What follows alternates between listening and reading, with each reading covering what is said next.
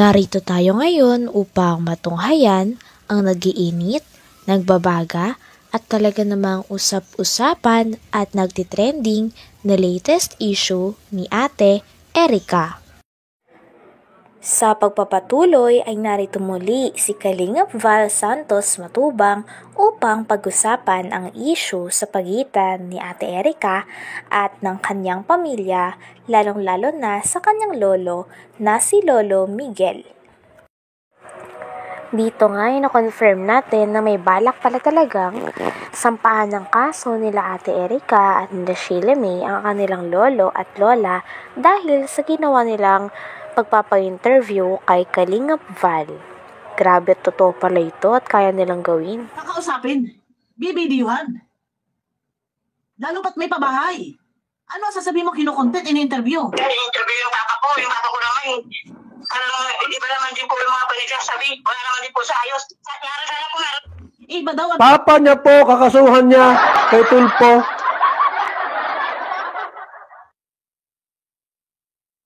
Kawawa naman si Lolo Miguel. Lolo Miguel, sarili mong anak, ipapatulpo ka daw. Dahil ikaw na po'y chismoso.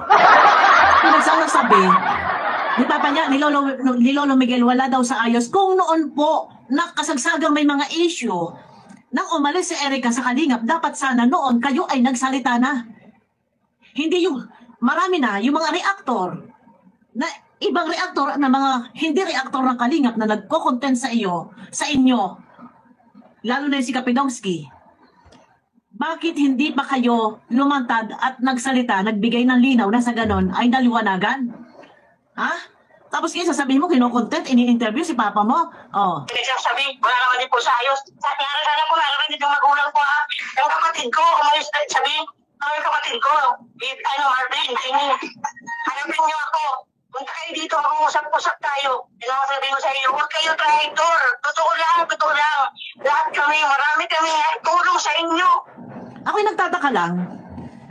Humantong doon sa pamilya na yung kalaban mo, ha? Ito, ang dami mong reklamo kay Joel Salcedo. May reklamo ka kay Kalingap Rab. May reklamo ka kay Kuya Bal.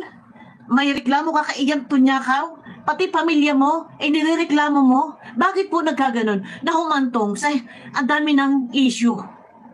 Ang daming issue, ang daming kalaban. Ang dami niyong kalaban. Ha? Ano ba talaga? Sino ba talaga? Sino yung gusto mong ireklamo? Ang dami. Pinagsama-sama mo na lahat. Reklamo kay Ian Tunyakaw. Reklamo kay Kalingap Rab. Di umano'y nakatanggap daw, may mga pinadala daw na pera. Hindi rin nakarating. Reklamo kay Kuya Bal. Puro para content. Reklamo sa iyong mga magulang, kapatid. Dito nga ay habang pinapakinggan ni Kalingap Val ang interview sa mama ni Ate Erica na si Gina, ay pinakinggan din nila ang nag-react dito. Sabi nga nung nag-react ay dapat ang tunay na binabakbakan daw o tinitira ng mama ni Ate Erica ay mismong mga kapatid niya din at mga kapamilya niya. Kaya dapat nga daw ang usapin nito ay private lamang at sa kanila lang. At kung noon po sana ay kayo ay nakikipag-usap, nakikipag-ugnayan kay Kuya Bal, kay Kalingap Rab, off-cam, yan po sana na iayos na. Wala naman po problema kung bakit po ngayon lumalabas na parang lumalabas dito may problema ang Kalingap sa inyo. May atraso ang Kalingap sa inyo. Ha? Di umana may pinadalang pera hindi nakarating, ha? Ito, tutuloy ko muna guys, para maintindihan po ninyo, ha? Hindi kayo namin pinabayaan. Ikaw na, yung kalaban ko na rin sa inyo. Yeah. Wala kayong abiso sa akin. Ang inaano niya na dito, yung pamilya niya, yung mga kapatid niya, ha? Ikaw na, yung kalaban ko na rin sa inyo.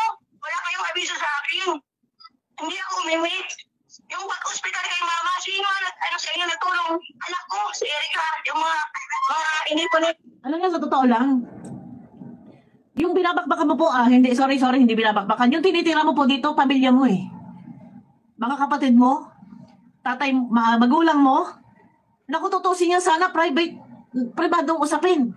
Hindi na po sana yung kinakalad ka dito sa social media, madam. Sa nanay na Erica, hindi na po sana yung kinakalad ka dito sa social media.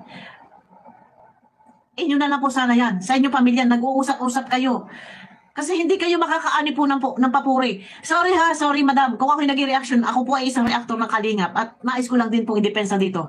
Ang Kalingap, base po sa mga paratang ninyo na di umano ay merong binigay na pera ay hindi nakarating. Pero hahantong po ako dyan. Tapusin ko lang po, ipaparinig ko lang po ito. Ano yung binigay ng sponsor ng Loyal? Sa inyo na ubos. Bakit ganyan kayo? Yung mga gamit na binili ni Erika dyan, naiwan dyan sa bahay. Bakit sabihin nyo walang tulong? May mga kapatid ko, sumunod bata pa ako, nagtrabaho ako, sino tinulungan ko? Kayo. Nagtrabaho ako sa Maynila, kayo ang tinulungan ko. Yan sila na dito, pinanawagan ko sa iyo para marinig nila. Kasama sa sabihin nila, ako, anong ginawa ko sa Maynila?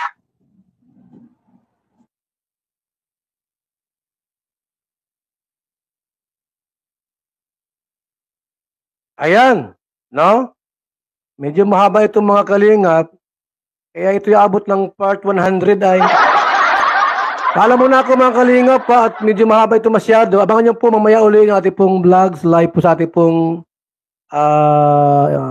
topic about dito mga kaibigan. Salamat po sa lahat. Nakulubat na. Wait lang, at 1 minute na lang. Kung tutusin nga daw ang away na ito ay dapat inireresolba na lang daw ng pamilya privately o hindi na dapat ito pinangangalandakan sa publiko dahil lang usapin na ito ay dapat pang pamilya lamang at ayusin din nila nang sila-silang pamilya lang din daw.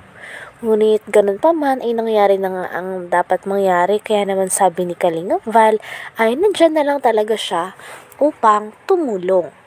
Tutulong siya sa abot ng kanyang makakaya nang sa ganun ay mapag-ayos na sila Erika at Lolo Miguel. Kalingap pa at medyo mahaba ito masyado. Abangan nyo po mamaya uli yung ating pong vlogs live po sa ating pong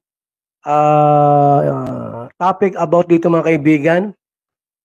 Salamat po sa lahat. Nakulubat na. Wait lang, at 1 minute na lang itong ating pong ay, mamamatay na ata ini. Yan, okay. Hindi kaya po itong matapos. Itong mahabang video po kasi meron itong 5 video pa. Natin pong pakikinggan po para bigyan natin ng hustisya ito. Ako po'y naawa dito mga kaibigan. Baka ito po'y maluki. Baka ito wala sa sarili po at kawawa naman sila, di ba? Ako po ay tutulong po sa abot ng ating makakaya. So, dito muna ako po. Muna at alas 9 na May lakad pa kami. Baka mamaya pong tanghali, ako'y mag-live uli at baka ito'y abutin ng part 100. Kasi maraming video na kapila rito mga kaibigan para bigyan natin ng linaw. Ayaw nating may inaapi dito ng mga kabarangay po natin, kababayan. Maraming salamat po sa ating lahat. Ako muna po'y bumati muna sa inyo. Shout out kay Nita Beltran, Gisa Bicolana, Ewalastik, Mary Tomon, Inday Siba, at sa ating lahat po. Kung may reklamo kayo, ako ang kakampi ninyo. Libre serbisyo, walang bayad. May libre pang halik. Halip sa nguso. Maraming salamat po sa ating lahat. Aking numero po na yung i-text kung meron kayong gustong ireklamo. 0929-113-2469. Hanggang sa radyo, pag-usapan natin itong problemang ito. Sana matawagan natin si Ate Gina sa radio program natin para interviewin. At lahat ng mga pwedeng kasuhan, kakasuhan natin. Handa akong tumulong sa mga taong inaapi. Sapagkat ako po ay si Papa Val. Maraming salamat po sa ating lahat. Babay muna pang samantala. Mabuhay, God bless sa ating lahat. Hanggang dito na lamang muna ang ating nag-iinit, nagbabaga, pinag-uusapan at talaga ng mga nagtitrending na latest issue ni Ate Erika. Maraming salamat sa inyong panunood. Hanggang sa muli. Bye!